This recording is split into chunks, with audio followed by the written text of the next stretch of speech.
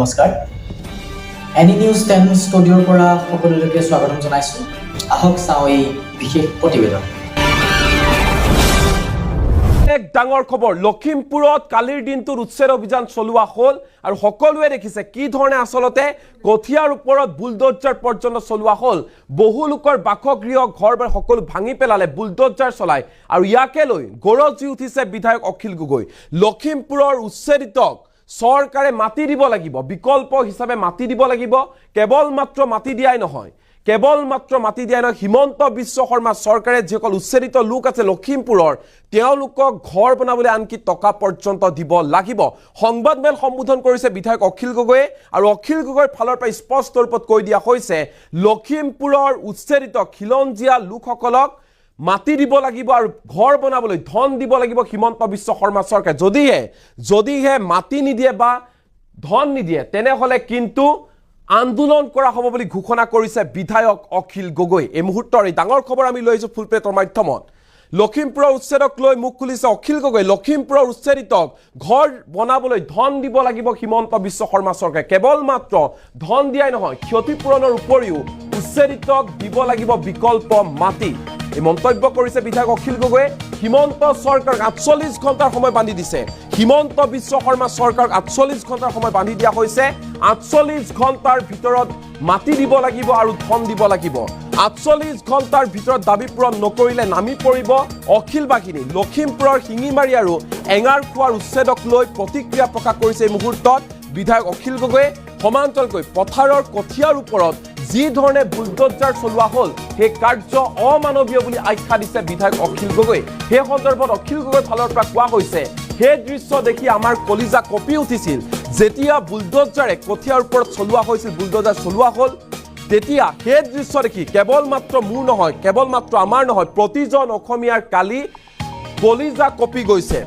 এনেধৰণৰ মন্তব্য কৰিছে অখিল গগৈ কালি খিলঞ্জীয়াই কান্দিছে আৰু অসমৰ জনতাই দেখিছে কালি প্ৰত্যেকজন খিলঞ্জীয়া লোকে দেখিছে যিখন চৰকাৰে খিলঞ্জীয়াৰ সুৰক্ষাৰ কথা কয় খিলঞ্জীয়াৰ কথা কয় খিলঞ্জীয়াৰ বাবে মাত মতা বুলি কয় সেইখন চৰকাৰে কালিৰ দিনটোত যি ধৰণে খিলঞ্জীয়াৰ ওপৰত অমানৱীয় কাৰ্য কৰিলে সেয়া কোনো কাৰণতে গ্ৰহণযোগ্য নহয় খিলঞ্জীয়াক হাৰাশাস্তি কৰিছে হিমন্ত বিশ্ব শৰ্মা চৰকাৰে খিলঞ্জীয়াই কালি প্ৰত্যেকজন খিলঞ্জীয়াৰ বুকু কঁপি উঠিছে কলিজা কঁপি উঠিছে কাৰণ যি ধৰণে অতি বৰ্বৰভাৱে কঠিয়াৰ ওপৰত বুলডোজাৰ চলোৱা হ'ল পথাৰত পাৰি থোৱা কঠিয়াৰ ওপৰত বুলডোজাৰ চলোৱা হ'ল খিলঞ্জীয়াৰ ঘৰ ভাঙি দিয়া হ'ল সেয়া কোনো কাৰণতে গ্ৰহণযোগ্য নহয় সেয়া অমানৱীয় বুলি মন্তব্য কৰিছে বিধায়ক অখিল গগৈ লখিমপুৰৰ যি উচ্ছেদ কাৰ্য চলিল কালিৰ দিনটোত সেই সন্দৰ্ভত অখিল গগৈৰ ফালৰ পৰা কোৱা হৈছে স্পষ্ট ৰূপত 48 ঘণ্টাৰ সময়সীমা বান্ধি দিছোঁ 48 ঘণ্টাৰ ভিতৰত হিমন্ত বিশ্ব শৰ্মা চৰকাৰে সেই উচ্ছেদিতক বিকল্প মাটি দিব লাগিব প্ৰথম কথা দ্বিতীয়তে ঘৰ বনাবলৈ প্ৰত্যেকজন উচ্ছেদিতৰ পৰিয়ালক ঘৰ বনাবলৈ ধন দিব লাগিব হিমন্ত বিশ্ব শৰ্মা চৰকাৰে হাতত মাত্ৰ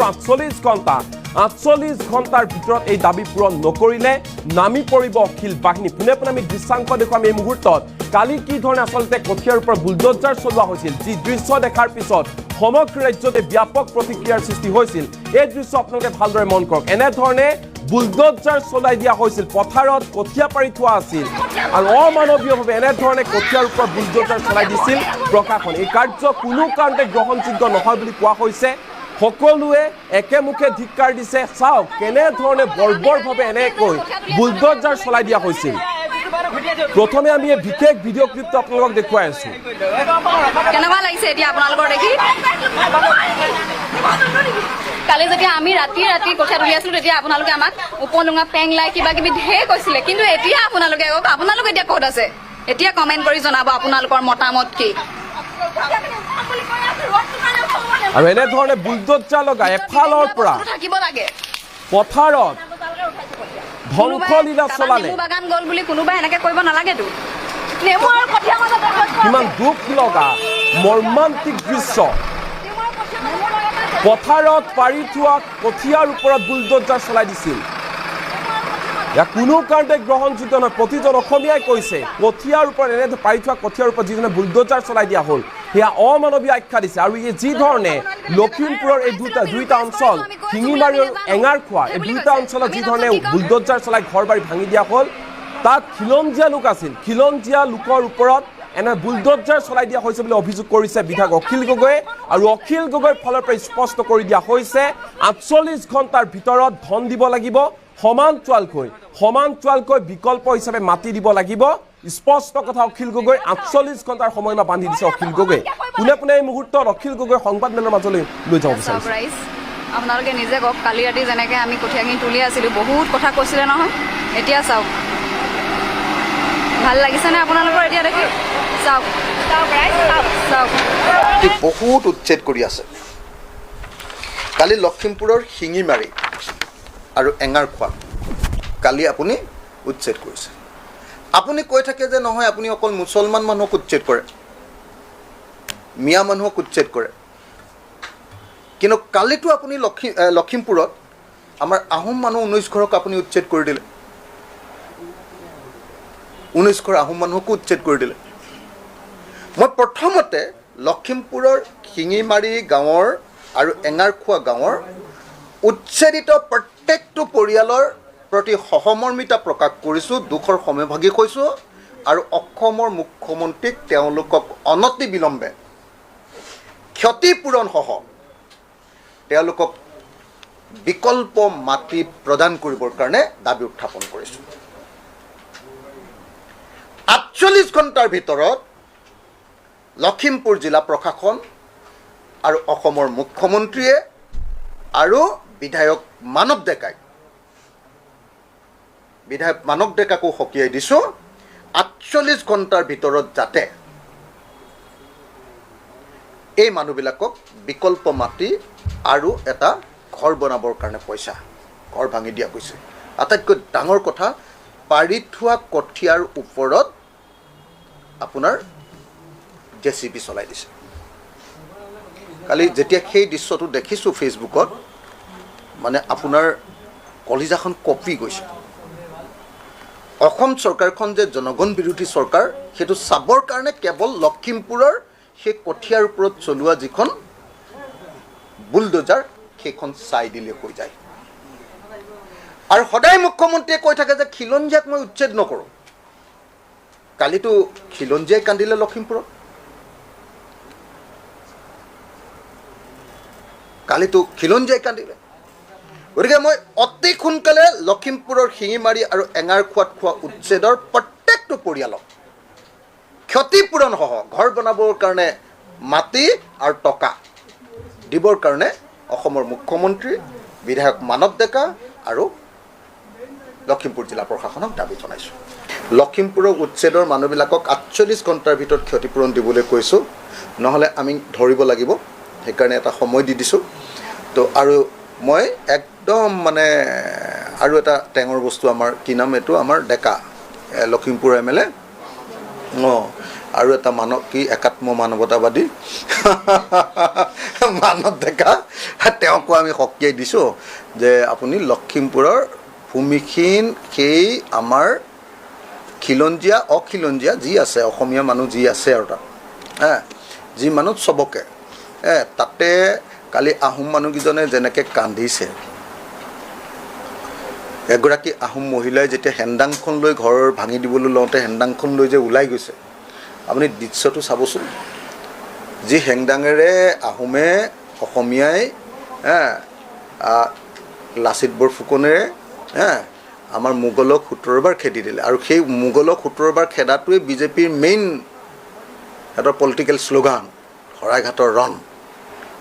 সেই আহোমক কালি 19টা পৰিয়ালক চুচুম্ম কৰি দিছে কঠীয়াৰ ওপৰত বুলডজাৰ চলাইছে তাৰ পাছত আচলতে মুখ্যমন্ত্ৰীৰ লাজ আছেনে নাই সেই কথাটো মই ক'লোঁ আৰু ৪৮ ঘণ্টাৰ ভিতৰত এই পৰিয়ালবিলাকক মাটি আৰু পইচা দিবৰ কাৰণে দাবী জনাইছোঁ নহ'লে আমি সোমাব লাগিব কথাটো আমি সোমাব লাগিব আপুনি চৰকাৰী বেদখল কৰি থকা মানুহক মাটি বহুত উচ্ছেদ কৰি আছে কালি লখিমপুৰৰ শিঙিমাৰী আৰু এঙাৰখোৱাত কালি আপুনি উচ্ছেদ কৰিছে আপুনি কৈ থাকে যে নহয় আপুনি অকল মুছলমান মানুহক উচ্ছেদ কৰে মিয়া মানুহক উচ্ছেদ কৰে কিন্তু কালিতো আপুনি লখিমপুৰত আমাৰ আহোম মানুহ 19 ঘৰক আপুনি উচ্ছেদ কৰি দিলে 19 ঘৰ আহোম মানুহকো উচ্ছেদ কৰি দিলে মই প্ৰথমতে লখিমপুৰৰ শিঙিমাৰী গাঁৱৰ আৰু এঙাৰখোৱা গাঁৱৰ উচ্ছেদিত প্ৰত্যেকটো পৰিয়ালৰ প্ৰতি সহমৰ্মিতা প্ৰকাশ কৰিছোঁ, দুখৰ সমভাগী হৈছোঁ আৰু অসমৰ মুখ্যমন্ত্ৰীক তেওঁলোকক অনতি বিলম্বে ক্ষতিপূৰণসহ তেওঁলোকক বিকল্প মাটি প্ৰদান কৰিবৰ কাৰণে দাবী উত্থাপন কৰিছোঁ। ৪৮ ঘণ্টাৰ ভিতৰত লখিমপুৰ জিলা প্ৰশাসন আৰু অসমৰ মুখ্যমন্ত্ৰীয়ে আৰু বিধায়ক মানৱ ডেকাকো সকীয়াই দিছোঁ ৪৮ ঘণ্টাৰ ভিতৰত যাতে এই মানুহবিলাকক বিকল্প মাটি আৰু এটা ঘৰ বনাবৰ কাৰণে পইচা, ঘৰ ভাঙি দিয়া হৈছে। আটাইতকৈ ডাঙৰ কথা, পাৰি থোৱা কঠীয়াৰ ওপৰত আপোনাৰ JCB চলাই দিছে। কালি যেতিয়া সেই দৃশ্যটো দেখিছোঁ ফেচবুকত, মানে আপোনাৰ কলিজাখন কঁপি গৈছে। অসম চৰকাৰখন যে জনগণ বিৰোধী চৰকাৰ, সেইটো চাবৰ কাৰণে কেৱল লখিমপুৰৰ সেই কঠীয়াৰ ওপৰত চলোৱা যিখন বুলডোজাৰ, সেইখন চাই দিলে হৈ যায়। আৰু সদায় মুখ্যমন্ত্ৰীয়ে কৈ থাকে যে খিলঞ্জীয়াক মই উচ্ছেদ নকৰোঁ। কালিতো খিলঞ্জীয়াই কান্দিলে লখিমপুৰত,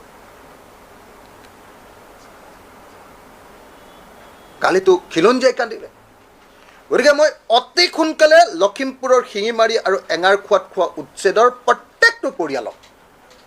ক্ষতিপূৰণসহ ঘৰ বনাবৰ কাৰণে মাটি আৰু টকা দিবৰ কাৰণে অসমৰ মুখ্যমন্ত্ৰী, বিধায়ক মানৱ ডেকা আৰু লখিমপুৰ জিলা প্ৰশাসনক দাবী জনাইছোঁ। লখিমপুৰৰ উচ্ছেদৰ মানুহবিলাকক ৪৮ ঘণ্টাৰ ভিতৰত ক্ষতিপূৰণ দিবলৈ কৈছোঁ, নহ'লে আমি ধৰিব লাগিব, সেইকাৰণে এটা সময় দি দিছোঁ। তো আৰু মই একদম মানে আৰু এটা টেঙৰ বস্তু, আমাৰ কি নাম এইটো, আমাৰ ডেকা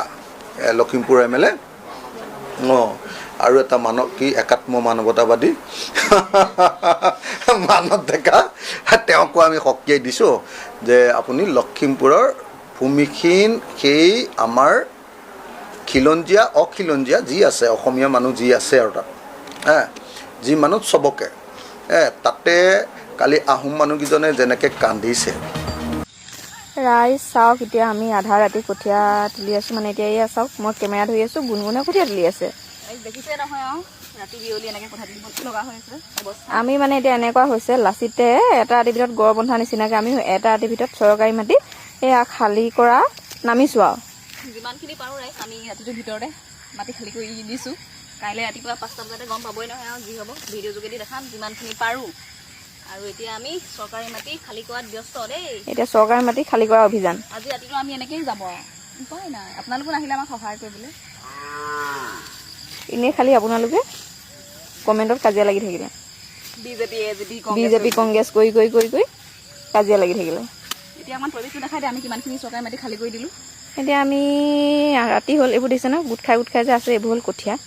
বাকী এই জেগা চব উঠোৱা হৈ গ'ল, খালী কৰা হৈ গৈছে অলৰেডি। এইবোৰ কঠীয়াবোৰ বান্ধিব আছে। এইফালে চবতে গোটাই গোটাই থৈ যোৱা হৈছে।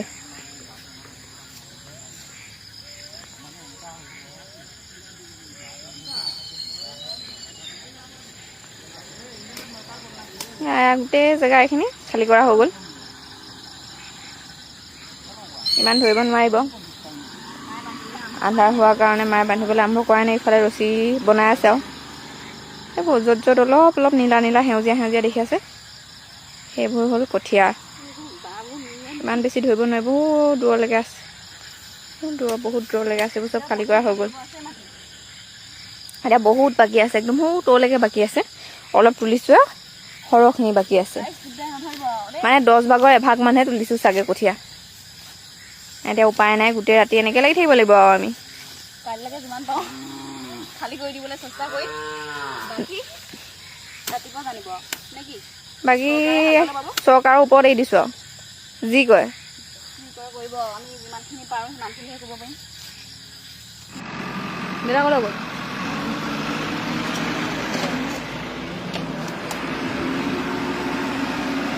চাওক ৰাইজ, আপোনালোকে নিজে কওক, কালি ৰাতি যেনেকৈ আমি কঠীয়াখিনি তুলি আছিলোঁ, বহুত কথা কৈছিলে নহয়। এতিয়া চাওক, ভাল লাগিছেনে আপোনালোকৰ এতিয়া দেখি? চাওক কঠীয়াখিনি আমি এদিনৰ কাৰণে ৰাখিব কৈছিলোঁ, এদিনৰ কাৰণে ৰখা নাই। এতিয়া এনেকৈ কঠীয়াৰ ওপৰত এনেকৈ কৰি দিছে। এতিয়া আপোনালোকে কালিতো আমি ইমান ৰাতি কঠীয়া তুলি আছিলোঁ, আপোনালোকে দেখা পাইছিলে, মই ভিডিঅ' যোগে জনাইছিলোঁ আপোনালোকক। তাৰপাছত চাওক ইমান আমি ৰিকুৱেষ্ট কৰিছোঁ আমি যে আজিৰ কাৰণে ৰৈ দিয়ক কঠীয়া, এদিন ৰখা নাই, এদিন ৰখা নাই। চাওক এদিন ৰখা নাই, কৈছিলোঁ যে আজি পিছবেলা কঠীয়া উঠাম। কালি ৰাতি আমি কঠীয়া এনেকুৱা নষ্ট কৰিছে, ৰাস্তা বনাবলৈ দেখা ৰাস্তা মানুহ আহিব নহয়, কৈছোঁ যে আজি